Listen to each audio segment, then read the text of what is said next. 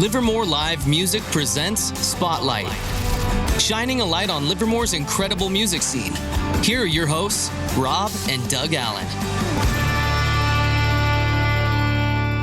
Hey, welcome everybody. Welcome to Spotlight, or welcome to Season 2, Episode 1 of Spotlight. We're so glad to be back. And today the Spotlight is on Lunafish, and our special guests are Chris Gattuso-Fish, Bill Ziegler, and Jeff Fish from Lunafish. Welcome, you guys. Thank you so much for being here. Welcome. Thank you. Thanks for having us here. Fantastic. Hey, before we get started, we always have a couple of little business things that we like to do. So the first is everybody's got a drink of choice here. So cheers, everyone. Cheers. Again, thank you for being here. Cheers. I'll just mention you, virtual clink. This is bourbon from Sutherland Distilling here in Livermore from Diablo. It's the Diablo Shadow brand of bourbon. I think it's outstanding. And Chris is, and at the moment, and I might join her later, having a little glass of Cabernet Sauvignon from Wood Family Vineyard. So, Yum. Yeah, supporting local businesses. Always, yeah. The other day, my wife called down from upstairs and she said, "Do you ever get a searing pain in your back as if someone's stabbing you with a voodoo doll?" And I said, "No." And she said, "How about now?" Hold on a minute. Let me try again. A match made in heaven. Yeah. You think I would have heard them all? That's actually my goal, is to try once in a while to tell one that like my kids and my wife haven't heard, because they've new. They've heard them all Score. several times. Yeah. Hey, again, thank you so much for being here. It's our pleasure. Let's start off with you, Chris. Just tell us a little bit about your background, especially musically. But whatever you want to communicate, and just how did you get here from there? Well, I've always been involved with music. My dad always had music playing. He was a big vocalist lover. So a lot of Frank Sinatra and Dean Martin and a lot of records playing in our house. My first instrument that I learned was actually the accordion. Oh. My dad answered a door-to-door sales call, and guy was walking around selling music lessons at the local music shop, and somehow, being Italian, he thought a 9-year-old girl playing accordion was cool. So that's really where I learned my music theory and learning how to perform on stage and learning how to just get up there and do your thing. And then high school choir, church choir, college choir, stage production. Really was into theater a lot. Loved drama, and which is why I'm so excited about the Bankhead, just because it's a stage show. But that's where I really found my love of performing and acting and singing. Left it for a long time, and then my friends one day, they were having a karaoke kind of contest thing where you sang with a live band. It wasn't karaoke, it was actually singing with a live band. And we were all kind of inebriated enough to convince me to get up there and do it, and that was it. I was like, wow, this is really what I want to do. Started going to jam nights, learning etiquette, learning what you do, what you don't do, what's proper, what isn't. And then got asked to join a band, and then got asked to join another band. The big thing was, though, our one guitar player, Kurt Stahl, he had a blues band, and in 1999, they were looking for a singer, and I met him through a mutual friend and auditioned and played with Black Cat Bone for 5 years. Mm-hmm. And in that time, I met my husband, Jeff Fish, and he was playing in a band that I know Bill will tell you about. So he had his band, I had my band. We just played a lot of music, doing our thing. And it's just been going on from there. And I know Bill will tell his part of the story, how we all merged with that. But I think that one girls' night out where I was convinced enough to just get up there and start singing, that was it. Cool. That was it. Just playing with a band. Whose band was better? Of which? Hers or ours? Yeah. We'll take it. So, honestly, equal. It was equal. Jeff says it's equal, and I think it's called the political answer. Yeah, he's so good at that. I think the truthful answer is they're totally different genres, and ours was definitely a blues band.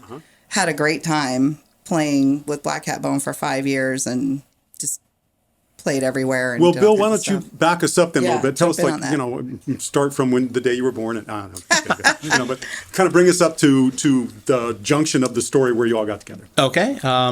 So I got into music. My dad was a musician. He played in a little coffee house group with his brothers and sisters, played guitar and sang. And he was always, I remember this vividly, using his wedding ring on the steering wheel when the steering wheels were hard plastic, jamming along as we're driving on vacation or wherever.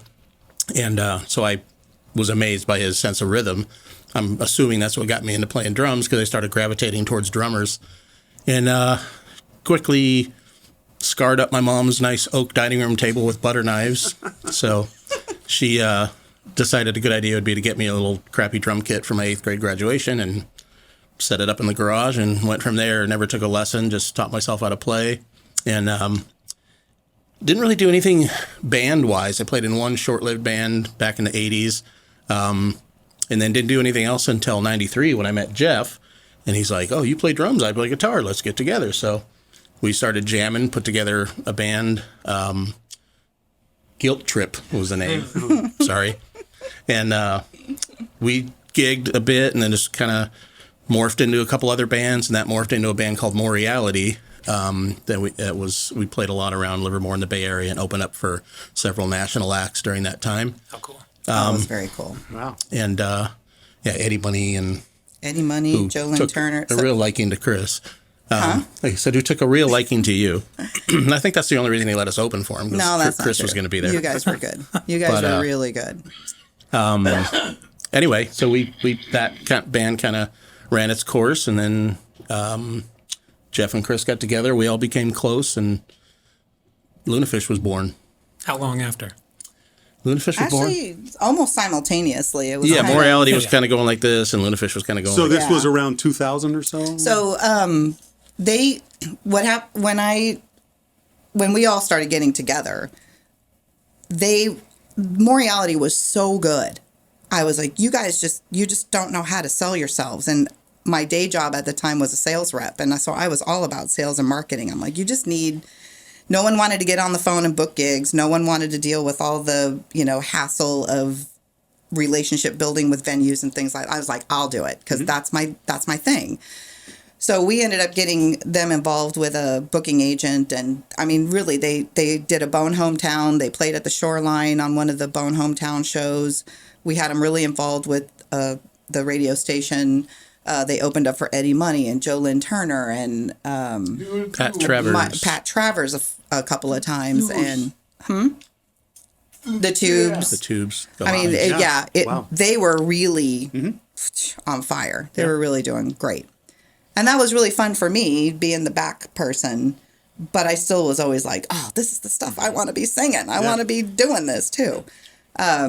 So there was a little bit of a merging at the time. And then, like Bill said, More Reality was kind of running its course. And Jeff said at the time, so this was around 2006, 2007. Okay. And we had already been married 3 or 4 years. And he's like, I really want to do a female-led rock band. That's what I really want. This was Jeff's thing. It's like, he goes, I really want to, I won't tell you exactly what he said, but he said, I really want to have a female-led rock band. Okay. So Bill and Mike Fine, our bass player, was in More Reality as well. Okay. They were on board, and then we just kind of started building it from there and doing a lot of Janis Joplin and Jefferson Airplane, and he wanted to do a lot of psychedelic 60s stuff. That's Jeff's genre, is that whole psychedelic 60s. Yeah. And then we just started from there. So Lunafish was born in 2007. We had our first gig at Babe's Place. Wow. Yeah, we did a lot of, we hosted the jam night back then.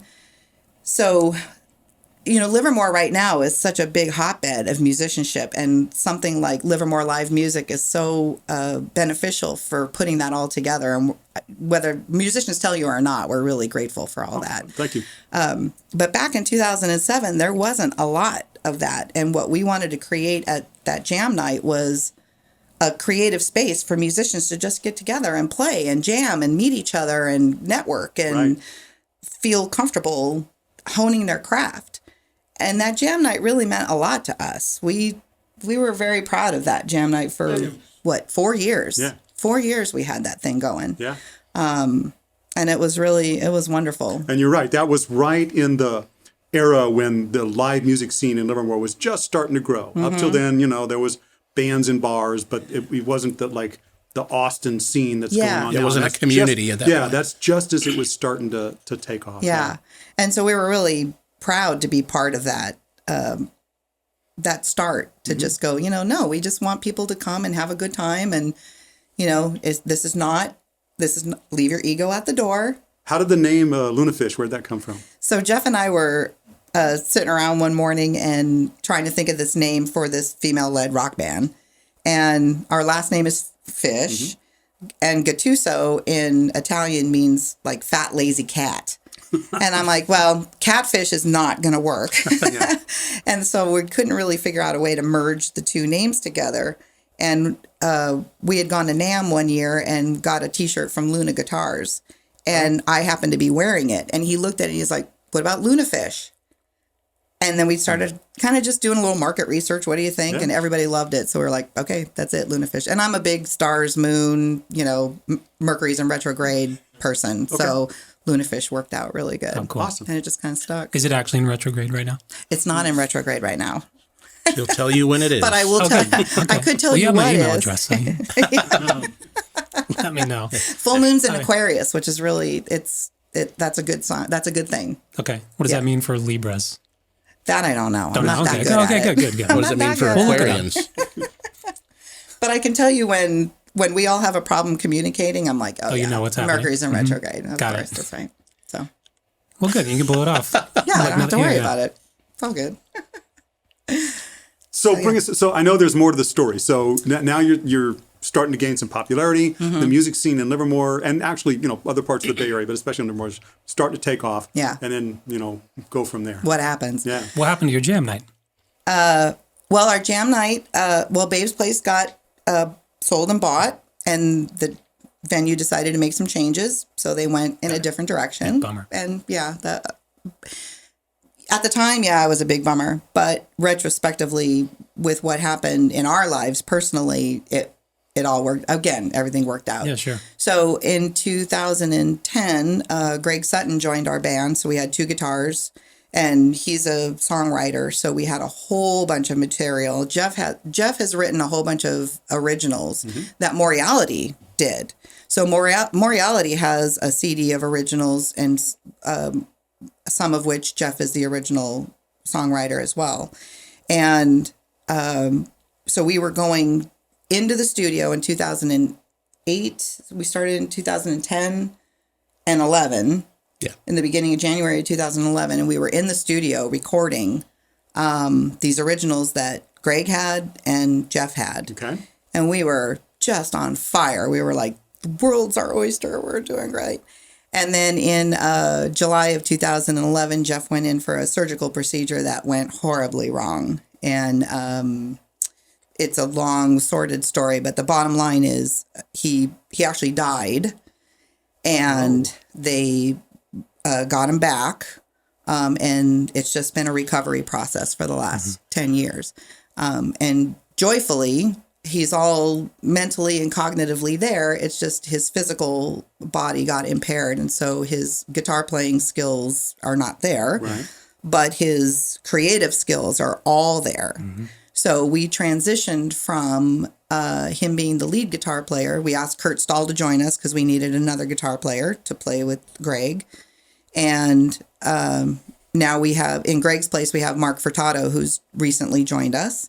So we're back to the two guitar, full band scenario. But Jeff is definitely the creative source.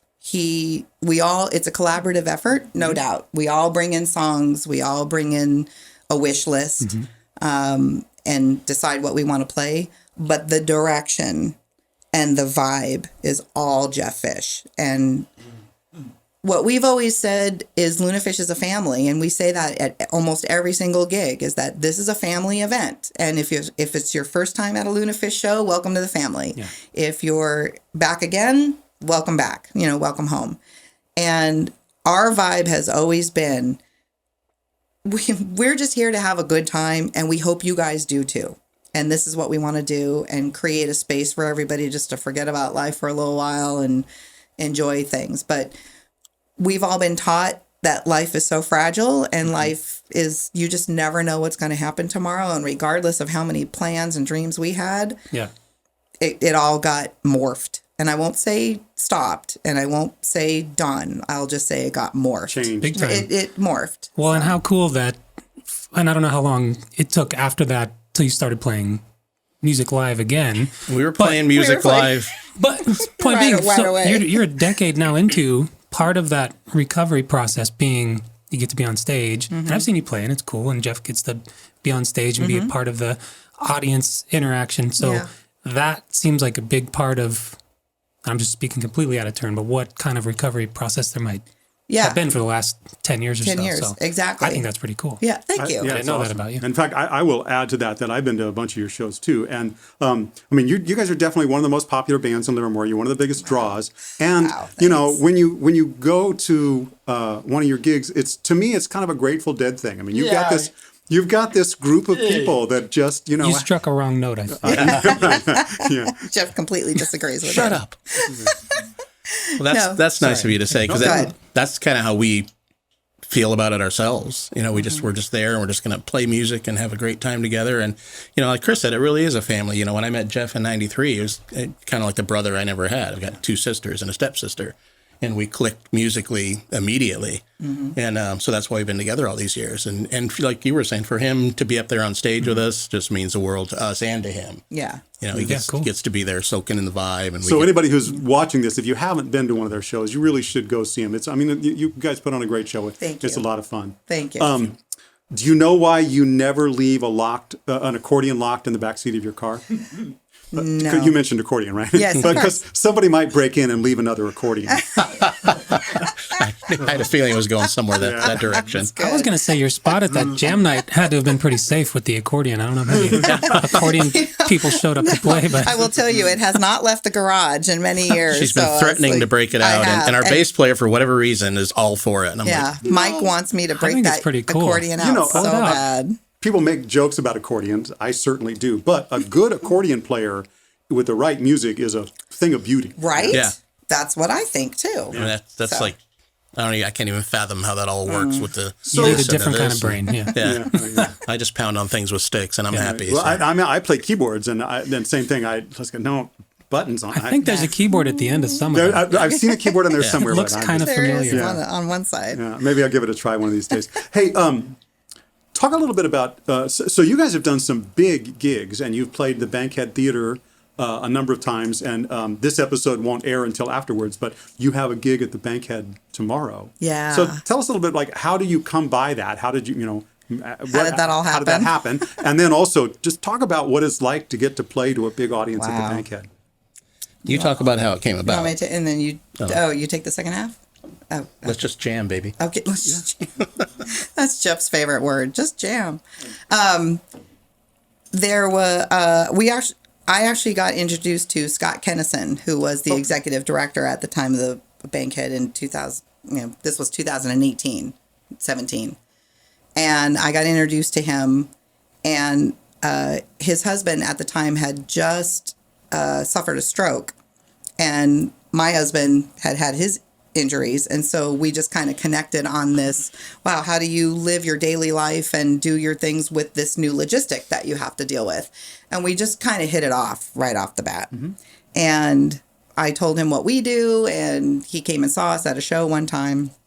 And one day he just said, "Would you guys like to put on a show at the Bankhead?" And I'm like, yeah, that would be great. No thanks, Scott. Yeah, no, can't deal with that. That was nice of you, but Never mind. We'll pass. So for me, the thought of putting on a stage production with all my theater background, oh my gosh, I was like salivating at the idea of, wow, this would be really good. The guys, on the other hand, were like, what? Bill had some experience because with Moriality, they had played they'd played the Avalon and Salinas. They'd played some theater shows, but the other guys were like, what? Yeah.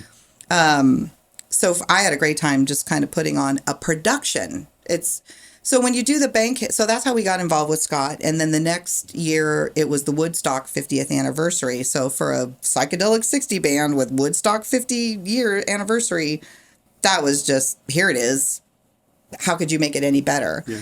And we really wanted to do the theme of recreate with the Woodstock show. My thought was for people who had never been to Woodstock or people who wanted to learn about Woodstock, that would be a great way to do it. So we pretty much built the show around all the performers that were at Woodstock with visuals and pictures and historical information and all kinds of stuff. It was a great show.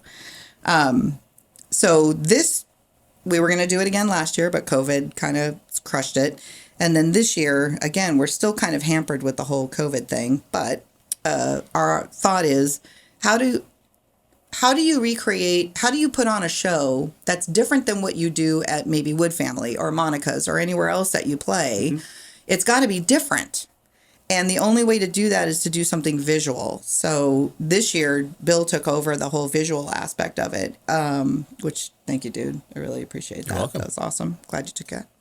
And the idea is to give the audience an immersion of what was happening in the years of the songs that we're playing. Mm-hmm. So whether it's 69, 72, 73, whatever that is, what was happening back then. So people can really lose themselves in that experience and walk out going, wow, that wasn't just people up there playing music. That was an experience. That was a production. Right. And that's the goal of what the Bankhead shows are all about. And Bill, maybe talk a little bit about now from the performer's side. I mean, how does it feel to get to stand up there? It's a nice venue. How does that feel?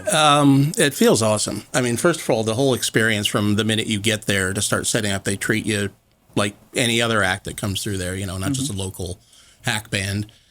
And, full on green room and multiple dressing rooms with the lighted mirrors. You just feel like you're doing a professional concert, which you are. You are. And, yeah, right. But sitting there, you go out to a winery or a bar and you're sitting there playing your music and people are paying attention, but they're talking and they're drinking and they're having fun and getting up and going to the bathroom. You've got 500 people in your face mm-hmm. staring at you. That you can't really see, right? First couple rows. Yeah, you can see it. If you look.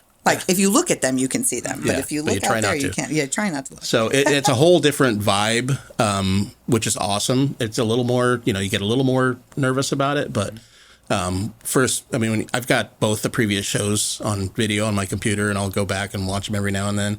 And just hearing the roar. If 500 people can roar, the roar is just like, wow, it's just amazing. That sounds great. I'm the only person in the room who's never performed music on stage at the Bankhead. Oh, really? You did? Well, yeah. So I play in Crawdad, and we played there a couple times. So, my God! I didn't put the two together. I knew you looked familiar. Yeah. That's a great band. Thank you. But wait, let me do this. We've played there a couple times, and I would say our experience is exactly that, right? And so what I was going to ask is, do you treat it differently? Because we kind of do, because there's less grace for messing up, mm-hmm, or at least, there's probably not. People probably don't notice the same way. No, there is. I think you're right. But we think there is. Mm-hmm. And so I was going to say, do you think about it differently? Maybe not get more nervous, but at least treat your performance differently. Absolutely. Definitely. Because I do. Yeah. Way more preparation than we do for a weekly bar show. We prepare for those too, but. Yeah, we practice every Wednesday, mm-hmm. regardless. Yeah. We practice every Wednesday. And usually the Wednesday before a gig is we're running down the set list to make sure everybody's up to speed and we're all good. So we practice, but we've done 4, 5 practices just for the Bankhead set list. Just to get tight. Just to make, because we added a lot of new stuff. We don't want to put on the same show that you can come out to Wood Family or Casa Orozco or wherever you want to put on the same show. So we added 8, 9 new songs for the show that people haven't heard before. So. Is it just you guys? Is there anyone else playing? Just us. Cool. It's just us. Pressure's on. Yeah, exactly. And it's just, the previous shows we had guest players come in. So you could kind of hand off stuff, but now it's just us. So cool. But you're right. That was my thing, is that first of all, people are paying a ticket, mm-hmm. right? They're buying a ticket for this show. So you don't want them to go, well, I'm just going to wait till next week and see what's up. Yeah. You have to give them something that they walk out of there going, wow, that was very cool. Yeah. And that was worth it. Oh, yeah. So you're right. There is a little bit more. You got to have a new costume. You got to have a new set list. You got to have a new visual additive, whatever that is. So, yeah. I also find it's sort of a different experience to be able, like the quality of production and sound just on stage is different than you're just out in the world playing various venues. Like, Right. you know, you go through, some have good sound, some have not so much. Some have people who know what they're doing, some not so much. But when, you know, when it's a place like that, I get a personal kick out of like, you know, it's just cool being with people who absolutely know what they're doing. And, but I still find it kind of weird going on stage, being able to hear everything. Yeah. Right, exactly what you 'cause want in your don't- monitors. You don't always Yeah. get that same experience when you're at, you know, I'm not going to name Joe's a place, Bar but and you know, Grill. yeah, sure. Joe's Bar and Grill. I like that. That's good. That way you're Yeah. not singling anybody out in Right, particular. And I don't know about your situation, but I run the sound for our gigs. Yeah. So, Yeah, we do too. you know, so, okay, so when I run the sound, it's kind of like I've got not only my performance to do, but then I've got to worry about what's the main sound like? What does the mix sound like? Can everybody hear everybody? Is there to But when you're doing a show like that, it's just all about what vibe do you want to give to the audience? What is your job? My job as a singer, I had this is the best advice I ever got from when I was learning etiquette from people at Jam Night, was your job as a singer is to tell the story.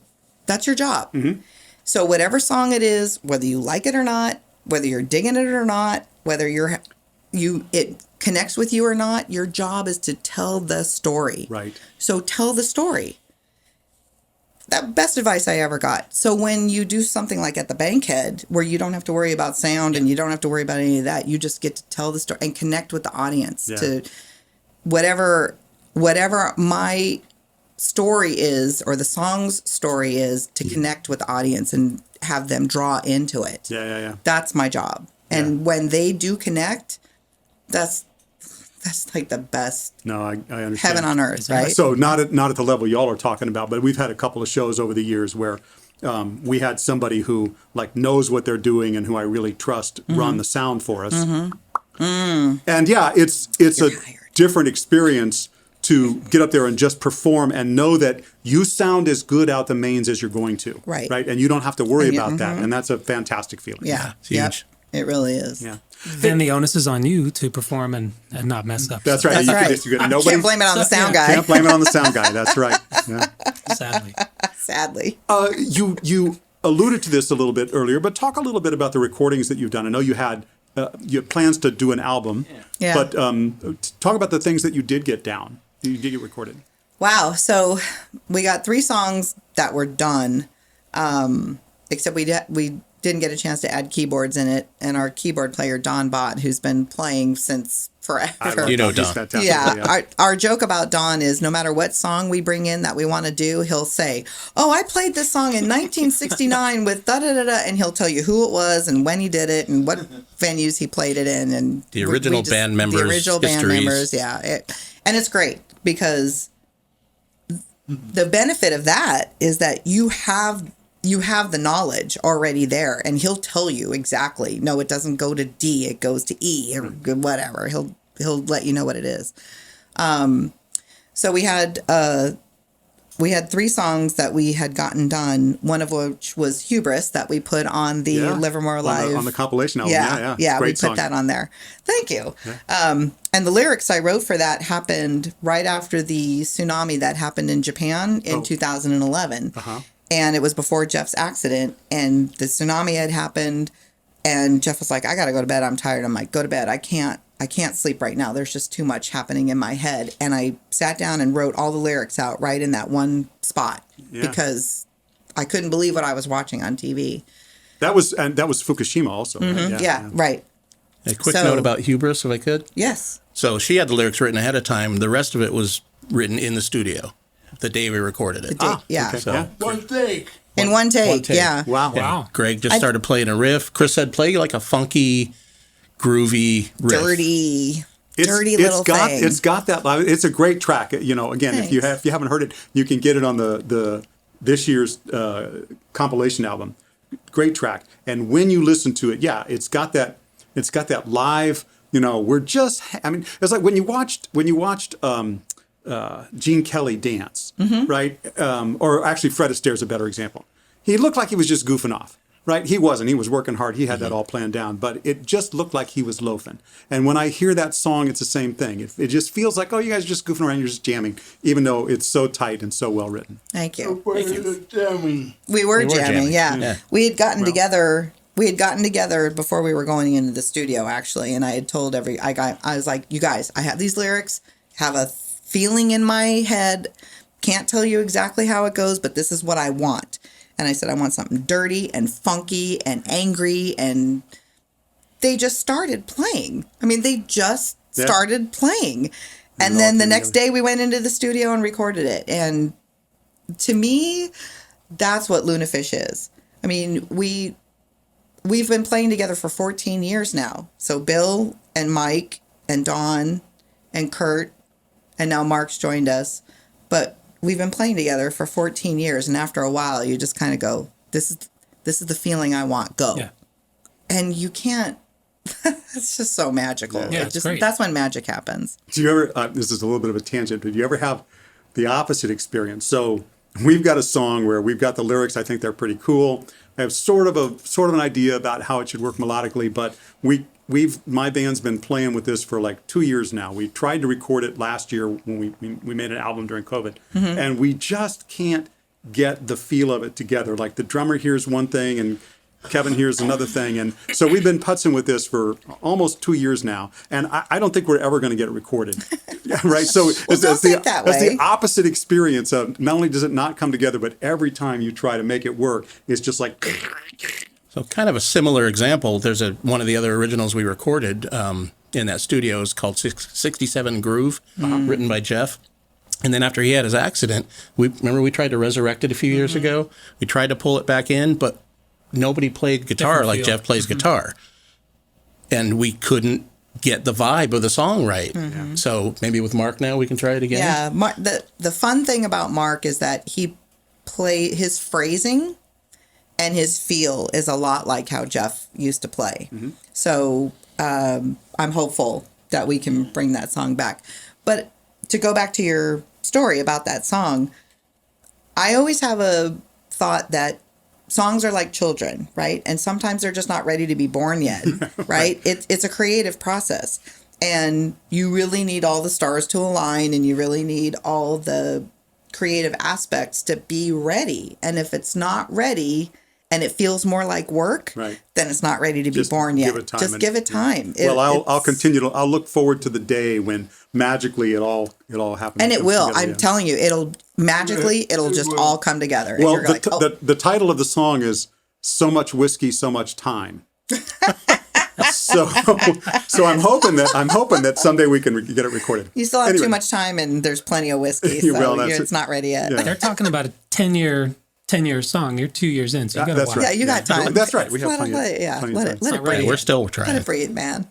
The creative process doesn't have a time limit, right? It happens when It it happens, happens when it happens, and all the pieces have to be ready to go. Well, So, and to your point, and we've talked about this with guests on this show a bunch of times, the songs that basically write themselves, more often than not, are the best songs Right. that come out, right? The ones that you spend months or longer tweaking the lyrics, you might get a good song out of it. But the ones that you love are the ones where, I sat down and in 15 minutes or half an hour, Right. that all came just out. popped out. Yeah. I feel like you write, and maybe this is not your experience, but it sounds like what you're saying is your writing process is a little bit different after 14 years because you developed that shorthand with each other, right? The language that you can you ordered, it needs to be dirty and funky.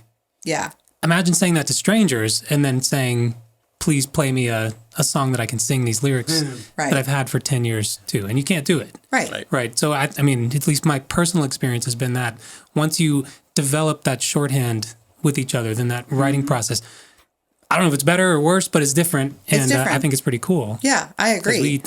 At least my band, we talk in a weird language to each other. Yeah. And But somehow everybody it works. understands But it. yeah, Yeah, but everybody in that room, but they it's get not it. English. Right. And that's why I say it's a family thing, right? Yeah. Every band is a dysfunctional family because there's there's personalities and you learn how to deal with each other's little quirks and all that other stuff. But there's a language that gets built in there. And to your point, these are all songs that we had 10, 11. I mean, there's a whole bunch of stuff that Jeff has with Moriality that we would love to incorporate into Lunafish. And it's going to morph a little bit because it's a different band than Moriality was. But the songs are phenomenal. Just well, you know, really that kind of brings me to another thing I wanted to ask you about, which is sort of the future. I mean, I don't know if you have specific plans or sort of general ideas, but talk a little bit about where you think you might be going and, you know, what in your perfect world, what you'd like to accomplish as a band going forward. You want to go first? Touring. Touring? Yeah. Jeff's ready to go, Absolutely. man. Get on the bus. We did a little of that. Just a side note, back in 2009, we went over to Germany.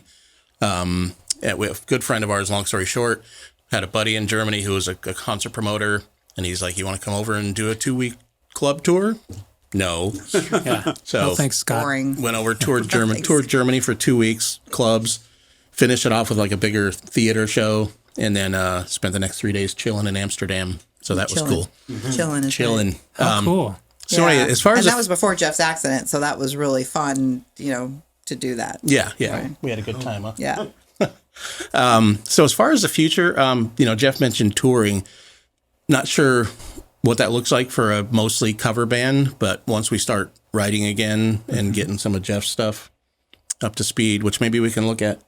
Right now, everything's the Bankhead show, just trying to get that. Of course. Yeah. But maybe that's a direction to go in, start working on the originals a little more and getting some of those out there because it's good stuff that people need to hear. You have Yeah. other shows booked too, right? I was on your website and it looks like you're getting pretty busy. We're busy all summer. This whole summer, Cool. literally every single weekend. As soon as things kind of opened up again, Yeah.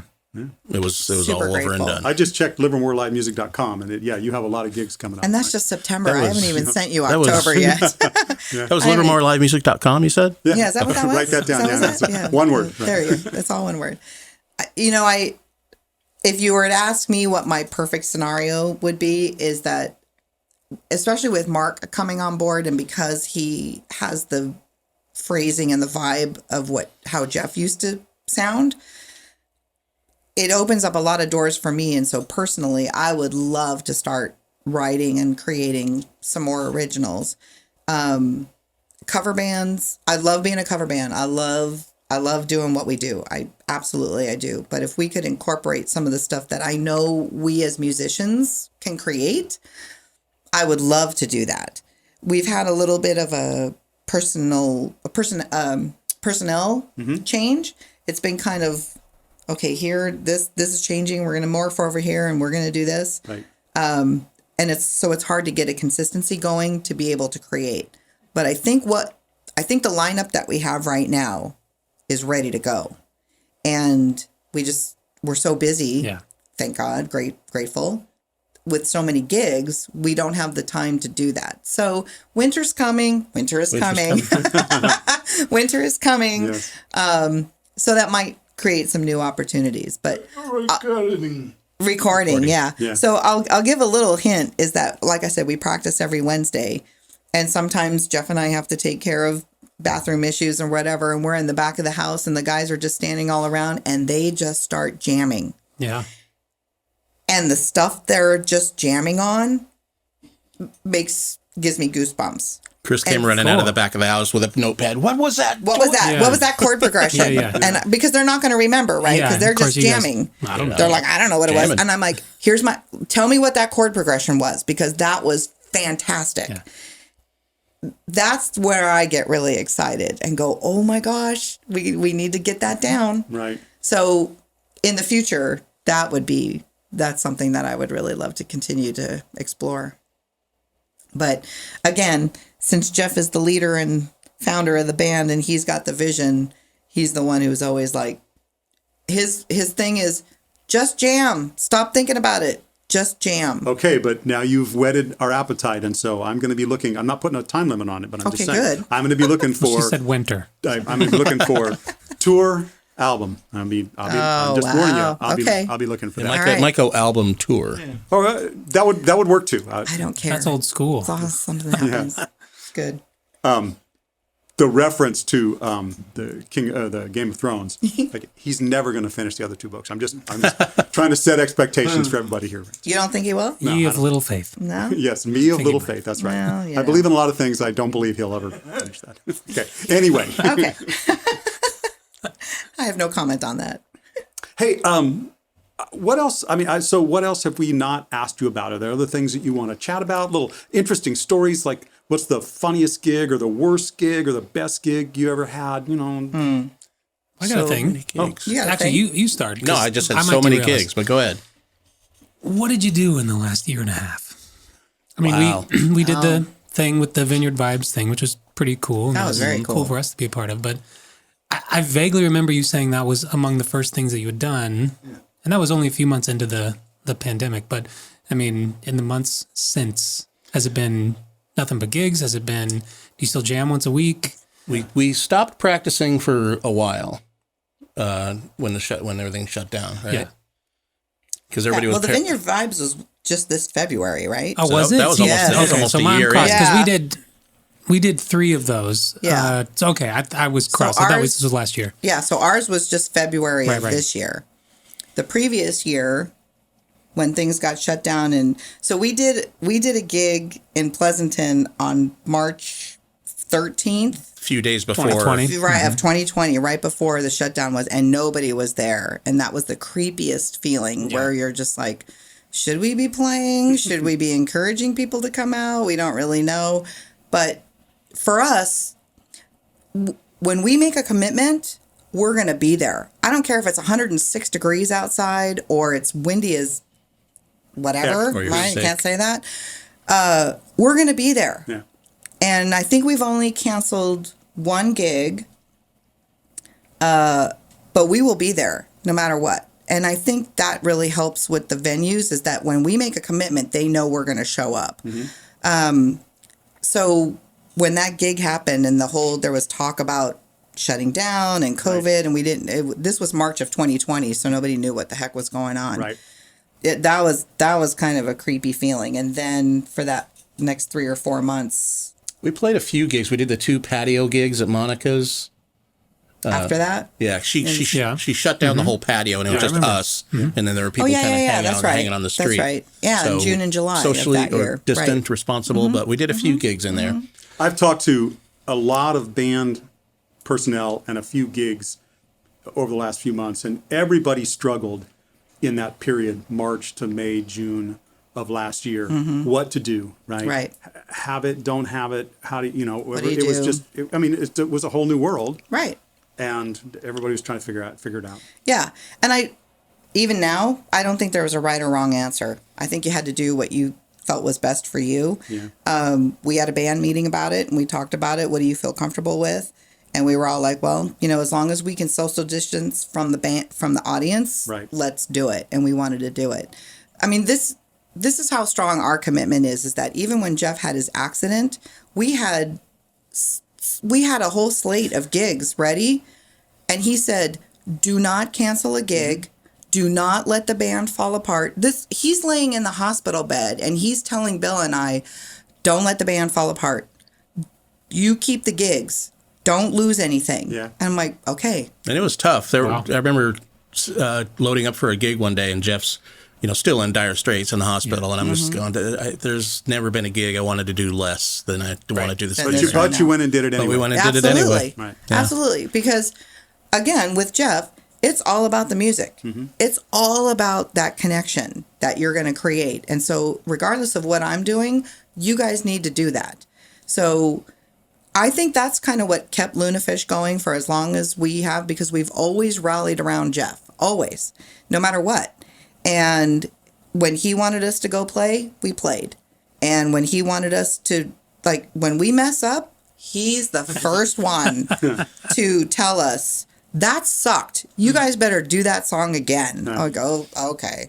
Or he'll give, when we're practicing a new song, he'll give instructions to Kurt and Mark and say, I want more distortion there. I want more wah pedal there. I want this there. I want this. Make it sound dirtier. Make it. So he's always giving instruction on what he hears in his head. So that's kind of why he may not be the guitar player anymore. Right, but he's the musical But he's spirit. definitely the creative guy. And he will tell you, I want this, solo, verse, let it breathe, do a bass solo. Wah-wah. More wah-wah. Wah-wah. More wah-wah and Hopefully more not distortion. more cowbell, right? No, that's Chris's That's department. my job. Okay, yeah. So to circle back, I think that during the pandemic, we were all very much like, we still have our core focus, which is to provide music and to create an atmosphere where people can be safe and happy and stuff. Because we've seen, with Jeff's accident, we've seen the worst. Right. Right? So it was dicey, but we still did it. We took a little bit of a Cool, break, that's good. but we all got together. We practiced with masks. Everybody wore a mask in the house. Gigged with masks. We gigged with masks. It's been a strange year. Hasn't it? Yeah. Hey, I'm gonna bring it back to Livermore Live Music for a Yes. second, and then we'll bring it back to you. Please do. But I had a couple things I wanted to mention. So one was notable in his absence is Kevin Snyder, who was my co-host for the first year, and I just want to assure everybody, Kevin and I are still best friends. We're still bandmates. This has been a strange year. We put Spotlight on pause for a while. Kevin got involved in some other projects, sort of changed his priorities, decided that he didn't want to do this. Not that he didn't want to, but he didn't have time for this. Doug Allen from Advanced Creative and Crawdad Republic and the Allen family very generously offered to come and co-host with me, which I'm super excited about. But I want to make sure everybody understands what that transition was about. I was his fourth choice. Yeah. That's true. Conan wasn't available, right? And I heard he was. Yeah, I heard he's and free then- now. And then it turned out he wasn't, right? I also want to mention there's a couple of fundraisers coming up that I'm just so excited about. There's always, not always, but often good fundraisers going on in Livermore. People are so generous. The bands are so generous. But two that I know about that I just want to give a quick nod out to are Love Livermore Live. So that's October 9th, and it's at Darcy Kent. 9 bands there playing on 3 different stages. Wow. It's like a little mini, multi-band concert. Coachella. Yeah, right. A little mini Coachella. A little mini 2-day town. There you go. Anyway, fantastic thing. If you want to learn more about it, go to livermorelivemusic.com. Just look around for the gigs and you'll find it. But that's going to be a lot of fun. And one of the stages, by the way, is the Livermore Live Music Lounge. Awesome. So we're super excited about very that. good. A week after that is Evening Town. So that's the annual fundraiser for the 2-day town music festival. That'll be held at Tesla Ventners. We got 3 bands lined up for that. Again, great music, and details you can find them on. You can just Google it, or you can find them on livermorelivemusic.com. But I wanted to shout out to both those things that are coming up, and we're really excited about them. Excellent. Very cool. So you brought up 2-day town. We have a little running joke. So a few years ago, Lunafish was asked, we'd never been involved before, and Lunafish was asked to play the fundraiser that they do. The Evening Town. The Evening Town, yeah. No, FebFest. FebFest. Yeah, they do too. That's right. So Lunafish was asked to play FebFest, and we were chosen to participate in the actual festival that year. Well, that's the year that it got shut down due to the political stuff that was going on. We're like, The permit stuff. and man, all we that just got stuff. asked to do it. Now it's not happening. Yeah. Following year, we were asked to do it again. COVID shut it down. We're like, man, Lunafish has jinxed 2-day town. Yeah, we feel so Great bad. job. It's our fault. Yeah, it's right on. Whatever we can do to support we the did cause. FebFest for both times, and Yeah. it got canceled. We still have never been to 2-day town. Still never. And right, and then sadly, the year after that, which was this year, it was canceled again.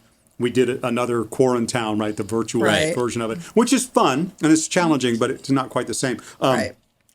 And I have to comment. A good friend of mine, TJ Tyler, Yeah. from the Mondays, is also the president of the 2-day town corporation, and he'll tell you in a heartbeat. He jokes about it. He's been the president of that for 3 years. And he's never. I mean, he's been to 2-day towns, but he's never been to it as president of 2-day town.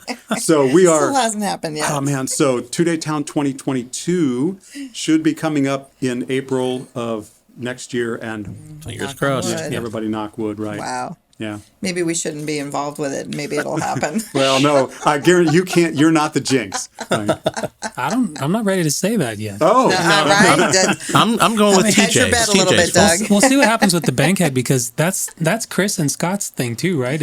So Scott is no longer the executive director Right. there. It's Chris. Yeah. And he will joke that he took over right as the pandemic was hitting. Right. And so I don't know if you guys jinxed them too, but I don't know either. well, was Mercury in retrograde when all this was I'll happening? find out. I'll look back and see if that was really the case. Yeah. well, your show's on for tomorrow night, so Yes. Yeah. I think you're fine. I can't believe it's tomorrow night already, but yeah. It's Yeah, gonna break be a leg, good by time. the way. I'm Thank sure you. you guys How will be cool. fantastic. It'll be Thank fun. you. It's just, I don't know. As a theater person, that minute you set foot on stage is just, wow, best feeling ever. So what else? Last word. What do you want the people who are watching this to, walk away with, or what one thing did we not talk about that you just want to Wow. you want to hammer? I would just like to say that when you think about Lunafish, I really would like you to just think about feeling like you don't have to worry about anything. Like you're just there to have a good time. We're there to have a good time. We don't worry about a whole lot of ego stuff. We just really want everybody to have a good time. And if there's any experience that you could have, especially revolving around music, it's just family. Yeah. Whatever mood you're in, whatever's going on in your life, you can really just forget about it for a little while and just enjoy having a good time and being here now. Ram Dass has a great book called Be Here Now, where it's like, regardless of whatever else is going on, just be here now and enjoy what's happening, because, we can't control everything. I think that's a big thing with Jeff's accident, is that life can change on a dime tomorrow or today, and you don't have any control over that. All you have right now is right here, right now. And at this moment, we're all together having a good time with music. And that's the common thread that ties us all together. Forget about everything else. Yeah. That's what I want. That's what, right? That's and aren't what you we thankful all for want. that? Yeah. Absolutely. And that we have the opportunity in Livermore to play every single weekend and bring that to people and fill our own souls with that. Oh my God, you can't ask for anything better. I stop and smell those roses every day. Mm-hmm. Not just about music; it's also about family, about grandkids. Right. But it's a lot about music, and like we live in this bubble here in Livermore of great weather, tremendous venues that go out of their way to make nice places for people to go and listen to live music. It's just incredible. Exactly, we're lucky. Bill, echo what Chris said.